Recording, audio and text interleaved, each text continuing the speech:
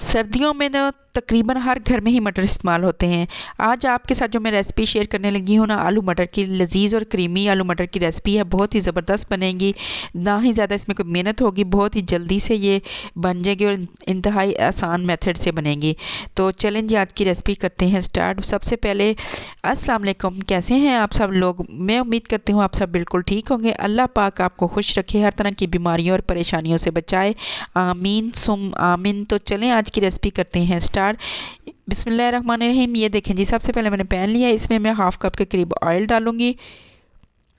Gravy या शोरबा बनाना हो तो उसमें आप ऑयल कम ही इस्तेमाल किया करें।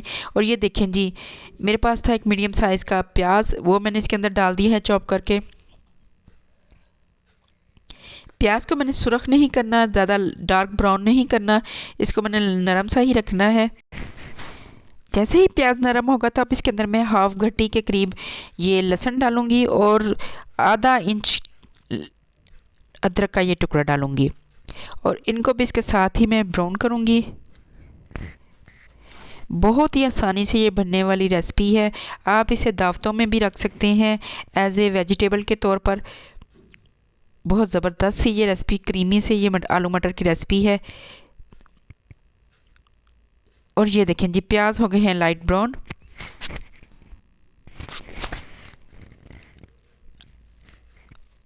और प्याज और लहसुन हो गए हैं लाइट ब्राउन। अब इनके अंदर मैं डालूंगी ये 2 अदद मेरे पास हरी मिर्चें हैं, वो डाल दूंगी। ये इतना अच्छा सा ये सॉफ्ट सा इसका मिक्सचर तैयार होगा। बिल्कुल भी प्याज जैसे शोरबे में तैरते हैं वैसे बिल्कुल भी आपको नज़र नहीं आएंगे। 2 मिनट के लिए इनको भी भूनूंगी ताकि हरी मिर्चों का टेस्ट भी इसके अंदर आ जाए।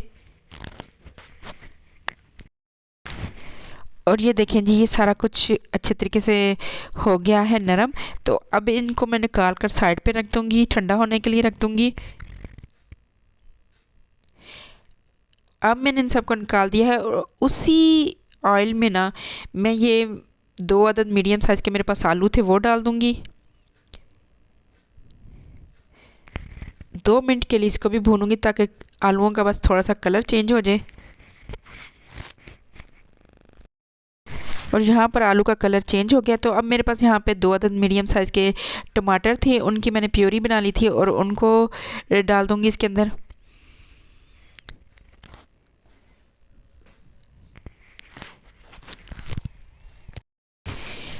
टमाटर और आलू अच्छे तरीके से मिक्स हो गए हैं तो अब इसके अंदर मैं कुछ स्पाइस डालूंगी। ये देखें जी, सबसे पहले मेरे पास था सालन मसाला, ये मैंने मेहरान का लिया है सालन मसाला। इसको डालने से बहुत ही अच्छा टेस्ट आता है। आप किसी भी ब्रांड का ले सकते हैं, नेशनल का भी या शान का भी।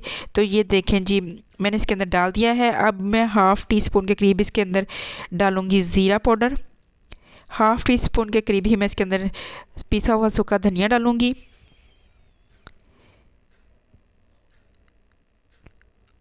और 1.5 टी स्पून के करीब मैंने हल्दी डाल दी है और हाफ़ टी स्पून मैंने इसके अंदर सुर्ख मिर्च डाली है। अब यहाँ पर मैं ये नमक डालूंगी, 1 टेबल स्पून के करीब नमक आप अपने टेस्ट के मुताबिक डालिएगा। और इन्हें अच्छे तरीके से मिक्स करूंगी। इनको भूनना ही है आपने, जितने अच्छे तरीके से इसकी भुनाई होगी उतना ही लजीज ये सालन रेडी होगा। और यहाँ पर मेरे पास आधा किलो मटर थे तो उन्हें छील के तकरीबन 1.5 पाव रह गए हैं, तो वो मैं इसके अंदर डाल दूंगी। और इन्हें अच्छे तरीके से भूनना है मसाले के साथ।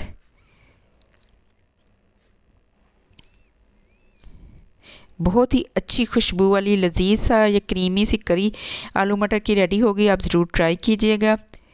और ये देखें जी, माशाल्लाह से ये हो गए हैं रेडी। तो अब इसके अंदर जो मैंने पेस्ट लहसुन अदरक का बनाया था वो डाल दूंगी।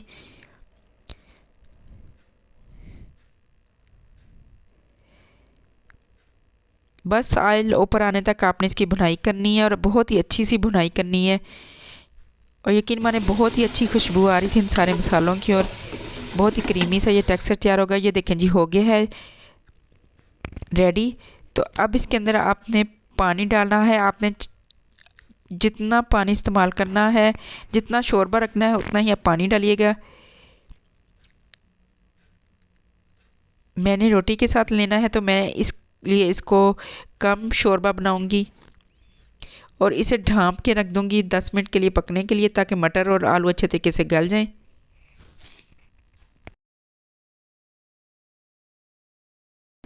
10 मिनट के लिए आपको इसे दम पे रख दें और 10 मिनट बाद मैंने चेक किया है तो ये देखें जी माशाल्लाह से ये धुआं कैमरे पे आ गया। तो ये देखें जी बहुत ही अच्छी सी ये करी रेडी हो गई है। तो आपने इसे ज़रूर ट्राई करना है।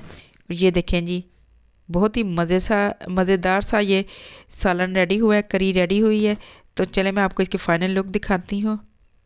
ये देखें जी माशाल्लाह से अल्हम्दुलिल्लाह मेरी आलू मटर की रेसिपी रेडी हो गई है। तो अब मैं इसके ऊपर ये धनिए से डेकोरेट करूँगी और साथ ही इसके ऊपर मैं थोड़ा सा गरम मसाला डालूँगी। गरम मसाले और हरे धनिए से आप इसे गार्निश करके लें। इसे आप पराठे के साथ लेंगे तो बहुत ही मज़ेदार सा इसका फ्लेवर होगा। बहुत ही ज़बरदस्त सी ये रेसिपी रेडी हुई है। तो यहाँ पर वीडियो पसंद आए आपने लाइक भी करना है, शेयर भी और सब्सक्राइब भी।